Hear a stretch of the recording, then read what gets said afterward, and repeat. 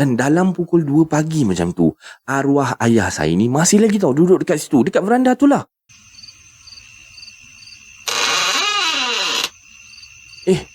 Sayang, tak tidur lagi ke?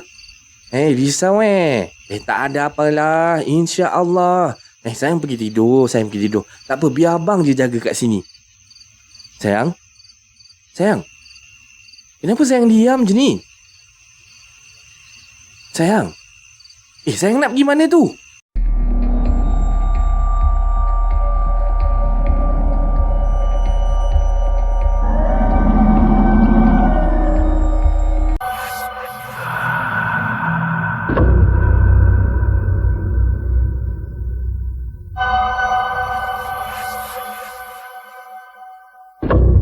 Assalamualaikum warahmatullahi wabarakatuh dan salam sejahtera kepada anda semua.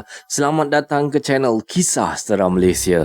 Jadinya diharapkan anda semua pada hari ini sihat-sihat belaka lah hendaknya ya. InsyaAllah. Okeylah, semua kisah-kisah yang saya akan ceritakan dekat sini pada hari ini anda anggaplah sebagai satu hiburan sahaja.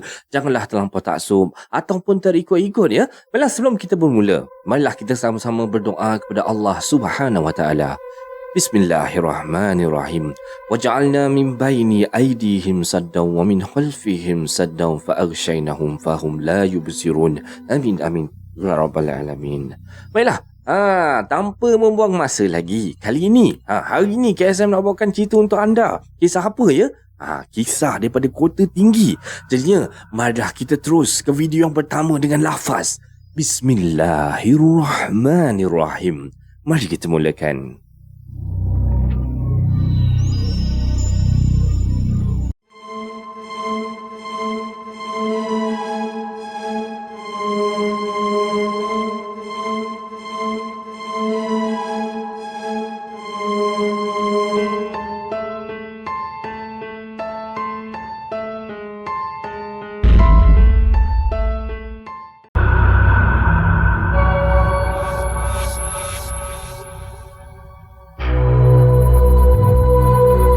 Okey, baiklah. Macam yang KSM katakan tadi, cerita-cerita daripada Kota Tinggi dekat Johor Bahru ni kan. Jadinya kita terus dengan kisah yang pertama.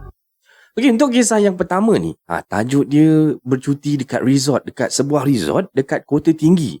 Okey, Assalamualaikum warahmatullahi wabarakatuh.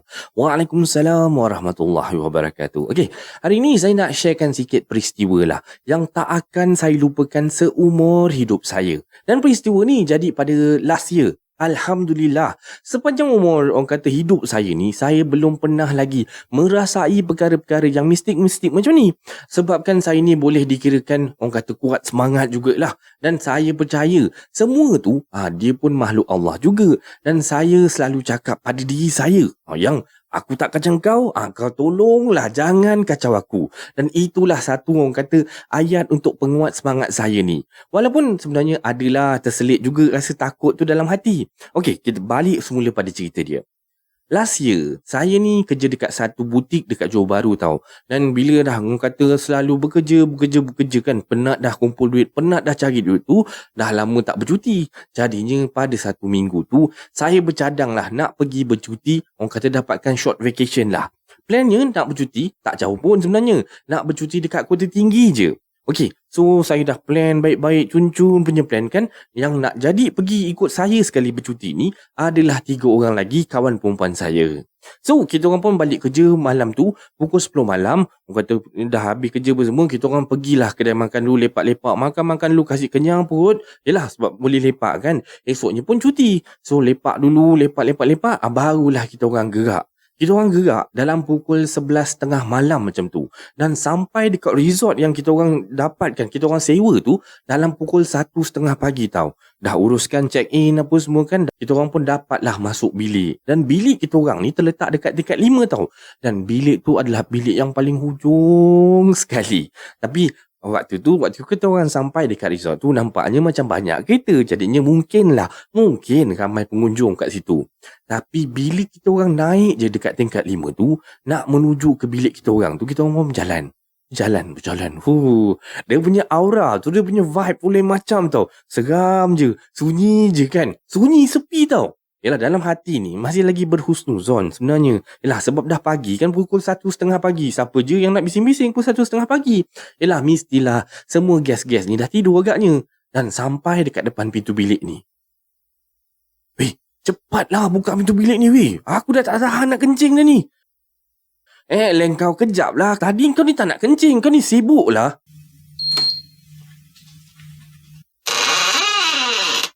Oh mak, bestnya. Besar gila resort ni weh. Resort ni 2 tingkat weh. So, saya pun teruslah jalan ke atas, buka lampu semua. Pap. Dan member saya tadi yang sibuk sangat nak terkencing sangat tu, bagilah settlekan hajat dia nak pergi ke tandas. Jadi waktu ni kan saya terus baring kat atas katil. Memang empuk gila lah. Biasalah kan perempuan dapat tempat yang lawa-lawa macam tu, berselfie lah semua kan. Habis posing sana, posing sini kan. Selesai sesi mengambil gambar ni, semua pun naik ke tingkat atas lah. Landing masing-masing dekat sebelah saya, baring-baring. Sambil-sambil berbual tu, orang kata sebelum nak lelap-lelapkan mata kan, dah berbual, dah penat-penat berbual ni, saya tengok jam, dah pukul 2.45 pagi tau. Weh, korang, dah dekat pukul 3 pagi ni weh. Korang tak nak tidur ke apa? Korang ni. Eleng kau ni, relax lah. Dah macam mak-mak pula kau ni. Relax lah, malam masih muda apa? Suka hati korang lah. Aku nak pergi toilet ni, cuci muka. Dan saya pun pergilah ke toilet kan. Nak tengok-tengokkan dulu keadaan toilet dia macam mana. So saya dah bilik-bilik dekat toilet tu macam mana kan. Cantik. Memang toilet dia besar lawa. Siap ada tempat bathtub tu lagi kan. Saya pun berdiri dekat depan cermin tu kau. Nak tengoklah muka yang tak lawa ni dekat depan cermin tu kan. Saya tenung lama-lama muka saya sendiri dekat dalam cermin tu kan. Tenung. Tak tahulah macam mana saya boleh tertenung ni kan. Saya boleh pandang pula dekat kepala pipe kat sinki tu tau. Lama tau saya tenung dekat kepala pipe dekat sinki tu. Tak tahulah kenapa waktu tu kan. Tiba-tiba kan saya perasan macam air tu menitik. Tak. Yalah, macam ada orang pusingkan kepala pipe tu lah perlahan. Mula-mula dia menitik perlahan je kan. Sikit. Dan saya mula pelik dah. Dah rosak ke apa kepala pipe ni kan? Saya sentuh pun tidak. Kenapa tiba-tiba boleh keluar air ni? Allah. Weh, korang. Sini kejap weh. Sinilah cepat. Elah korang ni. Kenapa? Kenapa pipe tu? Tu, kau tengok tu. Apa hal air ni keluar laju ni? Aku sentuh pun tidak tahu pipe ni. Alah kau ni, kau salah tengok kot. Rosak agaknya tu. Entah bocor tak pipe ni. Dan waktu ni makin lama makin kuat air dia terkeluar tau. Keluar kan. Saya cakap mustahil lah. Tadi tak ada apa-apa pun. Saya sikit pun tak cuit pun kepala pipe ni tau. Tapi bila kawan saya ni cuba untuk tutup tu, dia pusing-pusing. Okey je. Boleh tutup pula pipe tu kan. Tu, kau tengok tu. Okey je. Kau ni macam-macam lah. Saja je lah kan. Takut cakap lah. Takut nak suruh orang temankan lah tu. Tiba-tiba pipe tu boleh terbuka sendiri lagi sekali. Depan mata saya dengan kawan saya tau time tu. Dan kita orang apa lagi? Berlarilah keluar daripada bilik air ni. Terus duduk dekat atas katil. Bunyilah cuak time tu kan. Dekat atas katil ni kita orang duduk ni. Memang jelas dengar bunyi air pipe tu keluar. Macam tu kan. Waktu ni lantak lah. Kau nak terbuka ke? Kau nak tertutup ke? Suka hati kau lah. Dalam hati saya lah waktu tu. Dan malam tu memang saya tak cuci muka lah cerita dia kan. Rasa macam nak terkencing ni pun. Saya pun tahan je lah benda tu. Rasa tu sampai ke pagi. Dah jadi macam tu. Tiba-tiba member saya seorang ni pula boleh kecoh-kecoh. Sibuk kata dia cari-cari charger dia tak jumpa kan. Dan katanya mungkinlah charger dia tu tertinggal kat dalam kereta. So kawan saya ni si Pia dengan si Ira ni pergilah turun ke bawah. Nak pergi dekat kereta nak ambil charger dia. Dan kat atas ni tinggallah saya berdua je dengan si Mia ni. Nasib baiklah resort ni dia kasih key card tu 2 keping tau. Kalau tak memang taklah saya nak bergelap kat dalam bilik tu 2 orang macam ni kan. So sementara tunggu dia orang ni pergi ambil charger dekat bawah tu. Dah lama sikit tu kita orang pun macam dah lupa tau tadi pasal bunyi kepala pipe ke pasal bunyi air menitik tadi kan. Dah kita orang pun berbual dah sampai tergelak-gelak dah kat situ.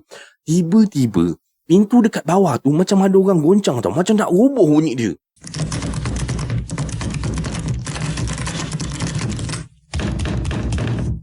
Elah budak-budak ni kan. Dan saya waktu ni fikir mungkinlah budak-budak ni keluar lupa bawa kad. Jadinya waktu ni saya pun turunlah ke bawah. Saya pun turun tangga tu. Sambil membebel lah saya buka pintu ni. Saya pun buka je pintu tu. Korang lupa bawa. Weh, Korang, jangan main lah. Dah pukul berapa ni? Korang? Ya? Kira? Bam! Saya terus sempas pintu tu, berlari saya naik ke atas mula. Lantak korang lah, pandai-pandai lah korang nak buka pintu tu sendiri kan. Saya dah bukakan pintu, korang boleh buat main-main kan. Dan sampai je dekat katil ni, Mia terus tanya, mana diorang? Saya diam je tau waktu ni. Lepas tu, kau dengar tu? Weh, mana budak-budak 2 ekor tu weh? Aku tadi buka pintu, tak ada orang weh kat luar tadi tu. Memang macam nak roboh pintu kat bawah tu. Kena gendang kan. Kita orang ni kan kat atas tu dah diamkan diri je. Dan tak lama lepas tu, Assalamualaikum. Saya pandang Mia. Mia pandang saya tau. Kita orang diam je waktu ni kan. Sambil tunggu, sambil tengok siapalah yang akan naik tangga waktu ni kan. So saya nampak lah waktu tu diorang pun naik tangga tu, jalan-jalan sambil bawa charger diorang ni, sambil ketawa-ketawa tau. Weh, korang, tadi korang ke yang main ketuk-ketuk pintu bilik ni? Alah kau ni dah kenapa? Aku baru je naik ni. Tak ada masa lah aku nak bergendang berbagi buta macam ni. Dan bila dah dengar kawan saya cakap macam tu, saya teruslah buka cerita. Apa yang jadi waktu diorang keluar pergi ambil charger tadi kan? Memanglah malam tu kita orang tidur bersempit-sempit. Takutnya pasal kan? Sampai ada seorang tu yang jatuh katil lah. Tapi tak nak sebut lah siapa kan? Dan esok pagi-pagi, kita orang dah siap-siap tau. Bukan siap-siap nak check out. Siap-siap tunggu dekat area pool tu. Pool buka je, kita orang terus mandi-manda apa semua. Mandi kolam, siap-siap orang kata berhappy-happy, bergembira waktu tu. Bila dah siap-siap mandi, ni apa semua dah penat mandi, kita orang pun masuklah balik hotel kita orang ni. Bilik resort kita orang ni lah. Dah masuk dalam tu, kita orang pun siap-siap lah, packing, cepat-cepat packing. Dan diorang ni semua dah siap kan. Dah siap terus turun bawah tau. Langsung tak tunggu saya. Ini tengah sibuk terkulat-kulat mengemas baju tu tau. Dan saya siap je ni pun, saya pun nak turun lah tangga tu. Baru je satu anak tangga saya langkah. Tiba-tiba paip air tu semalam tu boleh terbuka lagi sekali tau. Apa lagi saya mencecet berlari turun bawah tu, tak pandang belakang dah. Waktu tu memang macam nak gugur jantung saya lah. Itulah kan orang kata, lain kali kalau masuk hotel ke, masuk resort ke, bagi salam dulu. Kan dah merasa kata dia. Okeylah, sampai sini je lah kisah saya pada kali ini. Dan ini adalah kisah pembukaan pada malam ni. Macam mana anda rasa dengan kisah pembukaan ni? Semoga anda terhibur sebab KSM masih ada lagi 2 kisah daripada Kota Tinggi ni. Jadinya kita terus dengan kisah yang seterusnya.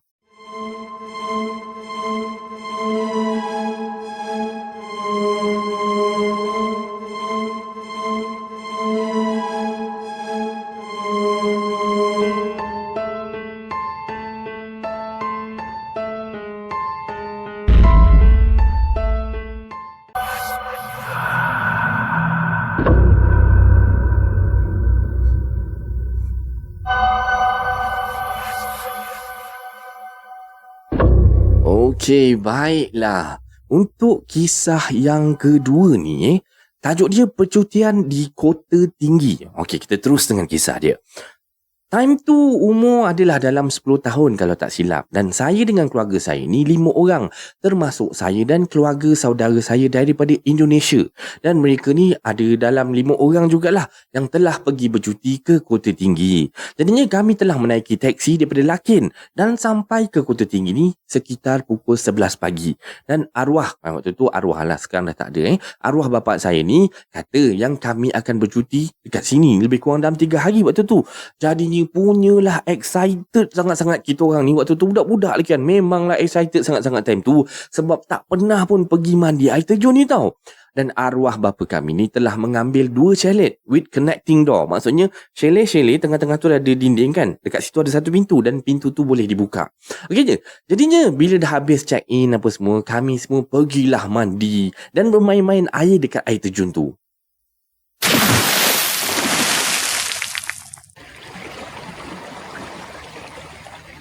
Dan waktu ni kita orang punyalah berendam punyalah seronok main air waktu tu sampailah nak masuk waktu asar. Dan arwah bapak saya ni pun suruhlah kita orang naik. Oi, naik dah asar dah ni kan. Solat apa belum jidak apa semua kan.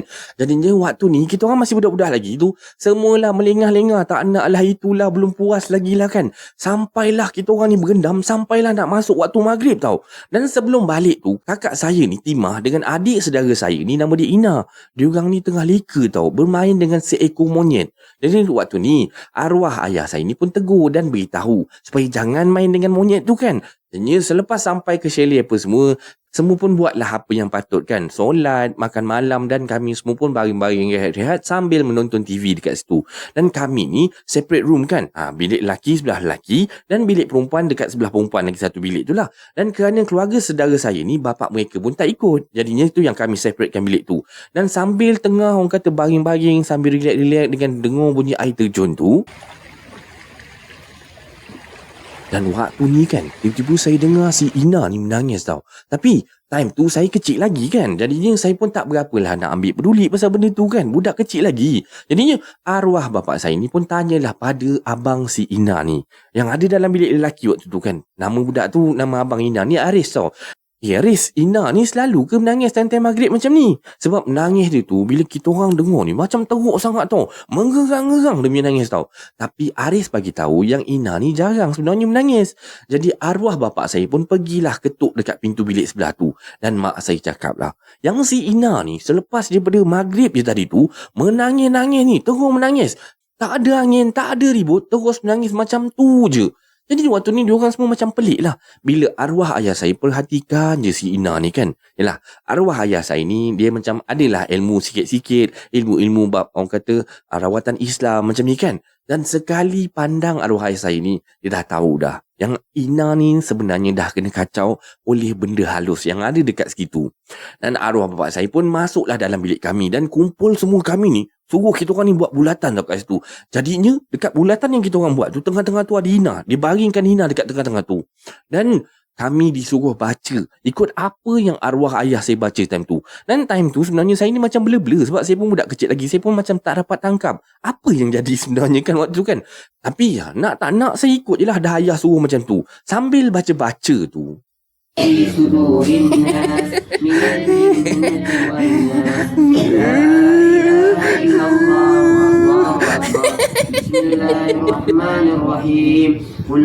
dan bila dah dengar macam tu, barulah yang saya ni tahu yang si Ina tu dah kena sampuk. Cuak sekejap saya kan. Ulang-ulang 5 ke 7 kali lah macam tu. Kita orang baca.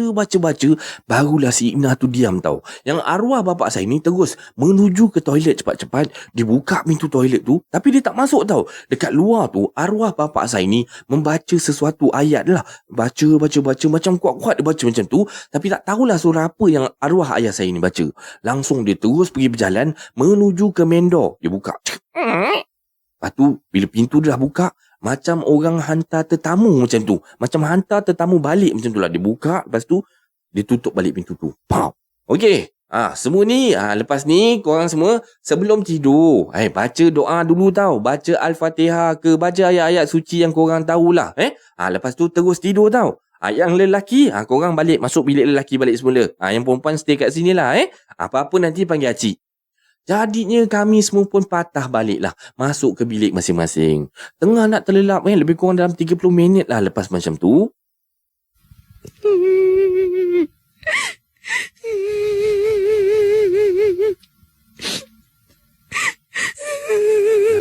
La ilaha illallah. Siapa pula yang menangis ni? Takkan si Ina ni dah menangis lagi. Allahu Akbar.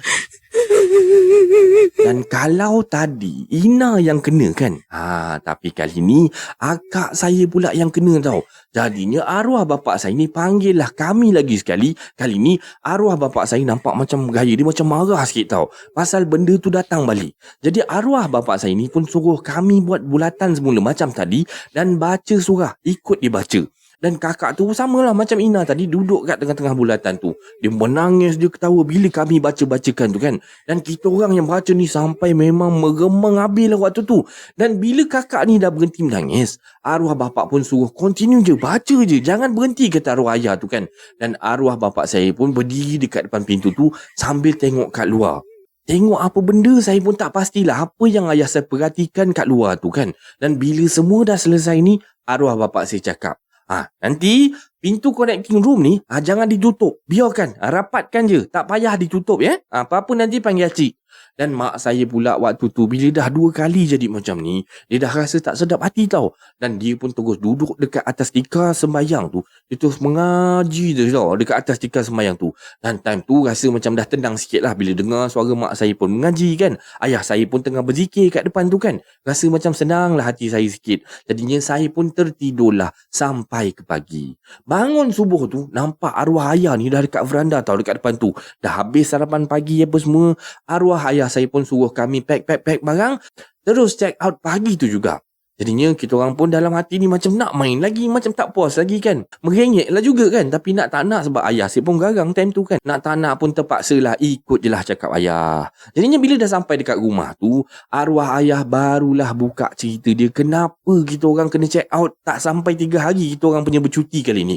Kata dia, malam semalam dia tak dapat nak tidur. Rasa hati dia ni tak sedap sangat tau. Rasa tak syok je. Macam berdebar je rasa. Jadinya bila dah rasa tak tenang tu, ayah pun keluarlah duduk dekat veranda tu sambil zikir-zikir nak tenangkan hati kan. Dia ingatkan lepak-lepak kat luar tu orang kata hati tu lagi tenang. Yalah, lagi satu bolehlah jaga kita orang. Risau juga kot-kot kalau ada gangguan-gangguan lagi. And for your information lah, chalet yang kami tinggal ni dekat atas bukit tau. So belakang chalet tu memang hutan tebal tau. Sambil arwah ayah saya tengah duduk berzikir dekat beranda tu,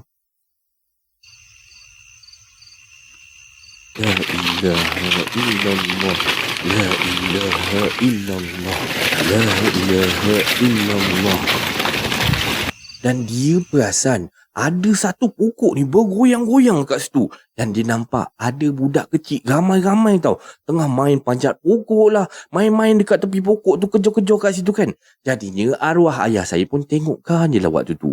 Dan dalam pukul 2 pagi macam tu, arwah ayah saya ni masih lagi tau duduk dekat situ, dekat veranda tu lah.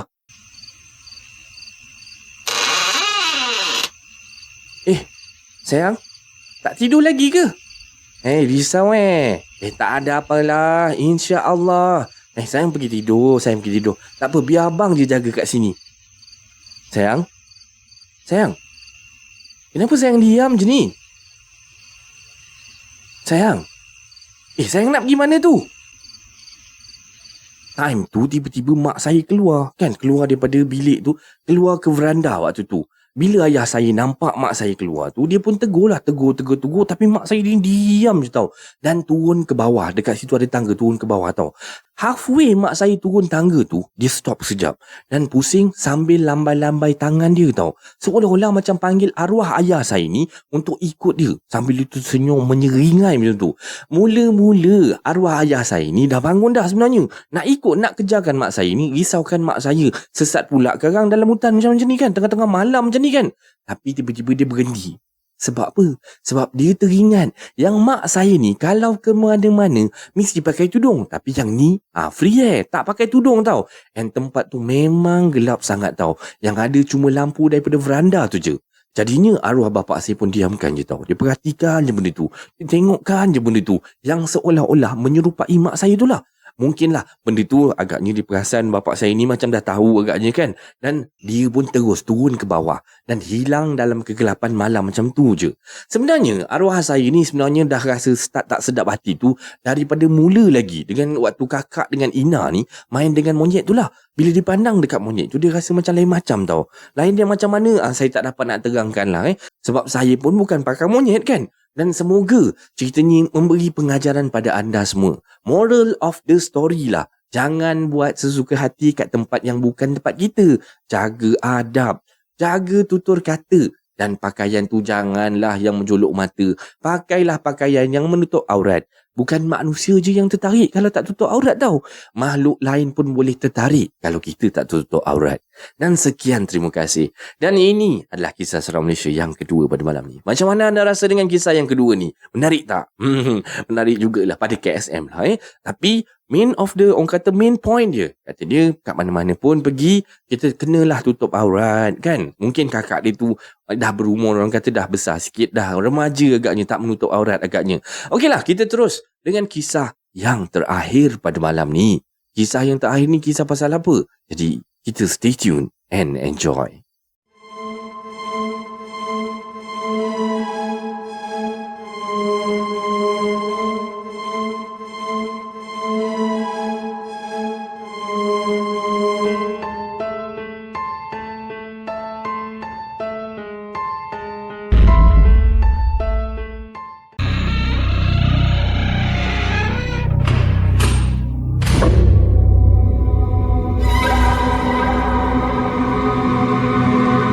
Okey, baiklah. Untuk kisah yang terakhir pada malam ni Kisah yang terakhir ni tajuk dia Hutan Panti. Hutan ni dekat hutan simpan Kota Tinggi ni. Jadinya kita terus dengan kisah dia. Assalamualaikum warahmatullahi wabarakatuh. Waalaikumsalam warahmatullahi wabarakatuh. Okey, kisah ni daripada Nur. Dan Nur nak kongsikan pengalaman dia sewaktu belajar masa ambil sijil kemahiran dulu. Dalam tahun 2002 lah kisah ni terjadi. So, kisah ni bermula sewaktu program Minggu Suai Kenal Pelajar Baru diadakan. Dan Nur sendiri termasuk dalam kumpulan pelajar baru tu lah. Bermulalah sesi suai kenal dekat kolej ni. Dan untuk pengetahuan anda semualah, kolej Nur ni sebenarnya kolej biasa-biasa je, kata dia. Siapa yang duduk dekat area Tulang, sebelah The Zone tu, mesti tahu bangunan kedai 4 tingkat yang ada dekat situ tu. Dan kalau malam, area Tulang ni memang famous lah dengan deretan kedai-kedai makan yang sedap-sedap belaka. So, terselitlah bekas kolej Nur dekat situ. Sekarang ni tingkat 4 bangunan kolej tu dah lama dah terbiar kosong je. Okey, sambung balik cerita dia. Selepas sesi suai kenal apa semua dan sambutan Maulidur Rasul dekat kolej ni, kami telah diberitahu yang sesi suai kenal ni akan disambung di hutan panti dekat Kota Tinggi tu. Dan ini adalah kawasan pengemahan Jalan Air Terjun Kota tu tau. Okey, 2 hari sesi suai kenal dekat kolej tu. Pagi Rabu, kami pun beramai-ramai lah selamat sampai ke tapak perkemahan. Yelah, biasalah. Macam biasa, kami diberi taklimat tentang keselamatan lah dan peraturan-peraturan yang perlu kami patuhi sepanjang berada dekat hutan tu. Dengan jadual yang padat dan pelbagai acara yang telah dirancang oleh senior ni, malam pertama dekat dalam hutan tu, tak ada yang pelik pun. Alhamdulillah, semua cun, semua terbaik, semua okey je. Masuk je hari kedua, aktiviti hari ni, kami akan mendaki Gunung Panti tu. Dan sebelum pergi tu, sesi taklimat telah disampaikan kepada kami semua tentang keselamatan dan peraturan-peraturan yang perlu kami patuhi untuk memastikan aktiviti ni berjalan dengan lancar. Pukul 9.30 pagi lah kami gerak daripada tapak berkemahan ni. AJK dah beritahu dah, untuk nak mendaki ni akan ambil masa dalam lebih kurang dalam 2 jam perjalanan. Alhamdulillah, kami selamat sampai ke puncak ni dalam pukul 12.30 hari macam tu. Selepas kita orang pun dah sampai ni kan, tengok keindahan hutan panti tu lah dah tengok sightseeing apa semua, dah solat, lakukan aktiviti-aktiviti ringan dekat puncak tu, kami pun bergeraklah turun ke tapak perkemahan. Adalah waktu dalam pukul 2 petang lah. Jadinya perjalanan yang sepatutnya ambil masa lebih kurang 2 jam saja berlarutan sampai ke maghrib. Waktu tu, sebab kita orang sesat tau. Sewaktu dalam perjalanan turun tu, adalah seorang rakan ni menegur benda yang tak sepatutnya dia tegur. Dan kami semua disuruh berhenti dan berehat waktu tu. Sementara sini ni cuba nak mendapatkan bantuan daripada AJK yang tinggal dekat tapak kemah waktu tu. Dan sewaktu berehat tu, tiba-tiba seorang kawan saya ni, saya panggil dia D tau. Tiba-tiba dia menangis.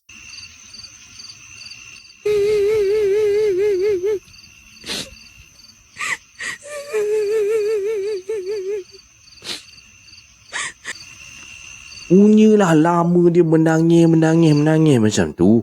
Tiba-tiba suara dia pun dah bertukar dah. Jadi lain macam tau. Memang meremanglah kami yang dengar time tu tau. Dan dia mengamuk-ngamuk tau. Siap kata kenapa kacau tempat dia. Kenapa kacau tempat dia kan. Jadinya beberapa orang AJK ni cubalah untuk nak tenangkan si D ni. Dengan membacakan beberapa potongan ayat suci Al-Quran. Tapi bila dia ni dah senyap. Seorang lagi pula peserta perempuan ni. Dalam kumpulan lain pula. Mengilai, menangis. Dan keadaan ni berlarutan. Orang kata sampai 5 orang peserta perempuan ni dengan seorang peserta lelaki kena rasuk time tu tau. Dan cuaca masa tu dah makin gelap, makin gelap. Dan waktu maghrib ni kami masih berada dalam hutan tu lagi tau. Dan bantuan pula waktu ni masih belum sampai-sampai lagi. Sedangkan peserta-peserta yang kena rasuk tu semakin orang kata meracau ni makin teruk, siap silih berganti. Kejap sini, kejap orang ni, kejap orang depan tu kan. Dan dalam waktu darurat macam ni lah, semua benda yang diperlukan oleh kami waktu tu, macam lampu picit apa semua, kita orang tak bawa. Sebab memang tak plan pun duduk dalam hutan ni sampai ke malam. Dan kami waktu ni dah bergelap dah dalam hutan tu. Tunggu bantuan daripada AJK sampai. Pelbagai cara dah kita orang buat waktu ni. Ada yang laungkan azan, ada yang baca Yasin, tapi hampa. Tiba-tiba dalam bergelap tu,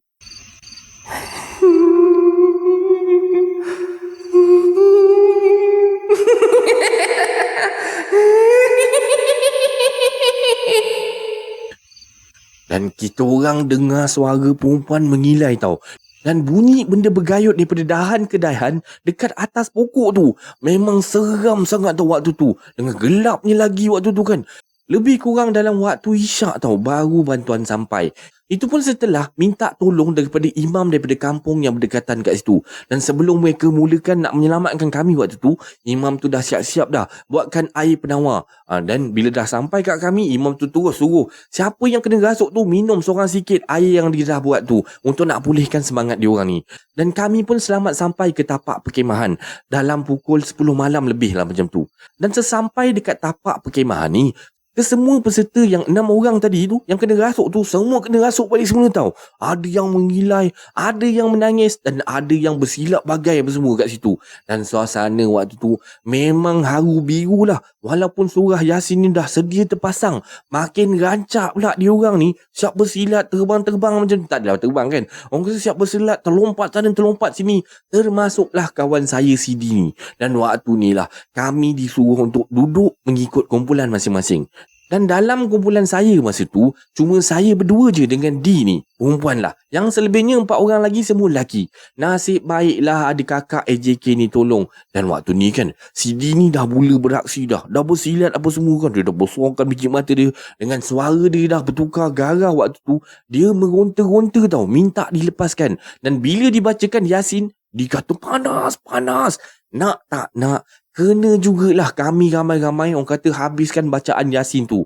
Dan sejam kemudian keadaan pun dah macam tenang sikit, dah mula macam terkawal sikit. Bila semua orang yang dah dirasuk ni seolah-olah waktu tu dah kehabisan tenaga, dah penat lah. Termasuklah kita orang ni yang cuba nak menolong ni pun sama juga, dah penat, dah flat habis dah waktu tu. Tiba-tiba dekat atas pokok tu kita orang dengar bunyi macam dahan tu patah tau.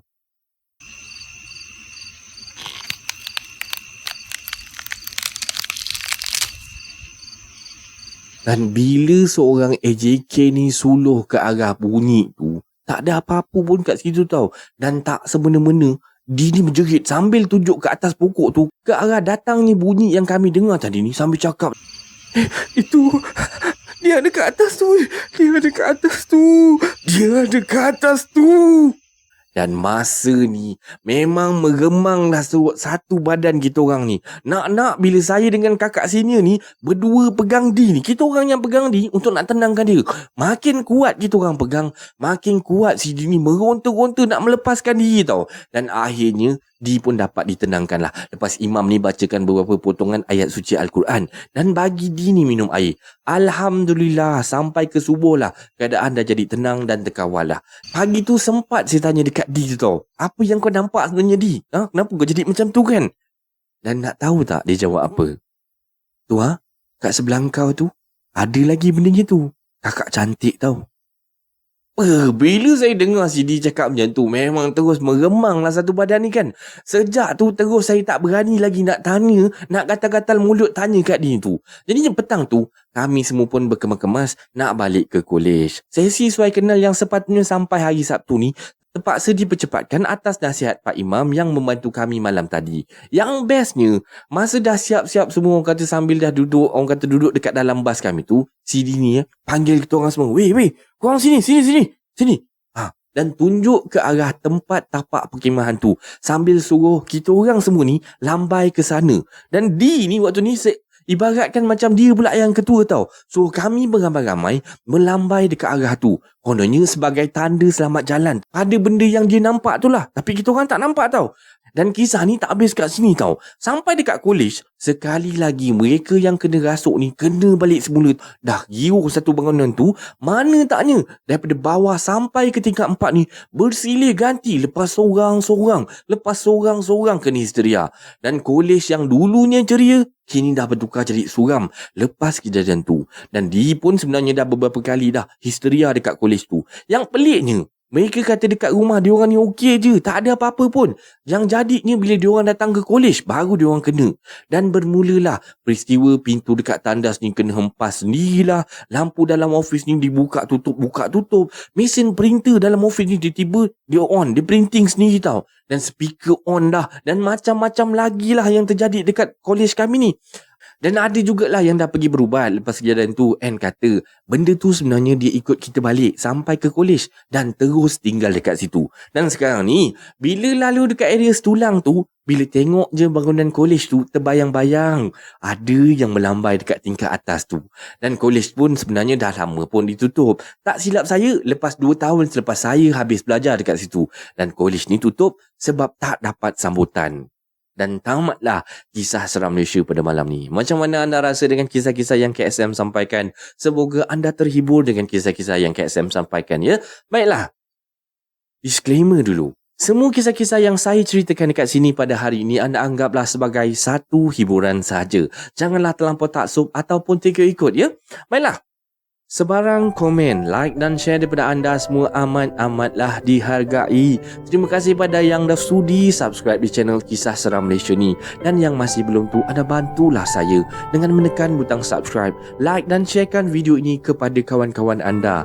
Dan sokongan daripada anda semua adalah ibarat satu pembakar semangat buat saya untuk terus berkarya agar saya terus berusaha untuk membuat banyak video-video yang baik, yang menarik dan berkualiti untuk anda semua tonton insya-Allah. Jadinya yang baik itu datang daripada Allah Subhanahu Wa Taala dan yang buruk itu datang daripada kelemahan diri saya sendiri. Dan saya akhiri kisah seram Malaysia pada kali ini dengan lafaz Assalamualaikum warahmatullahi wabarakatuh. Thank you so much for your support guys. See you in next video. Take care guys and God bless you.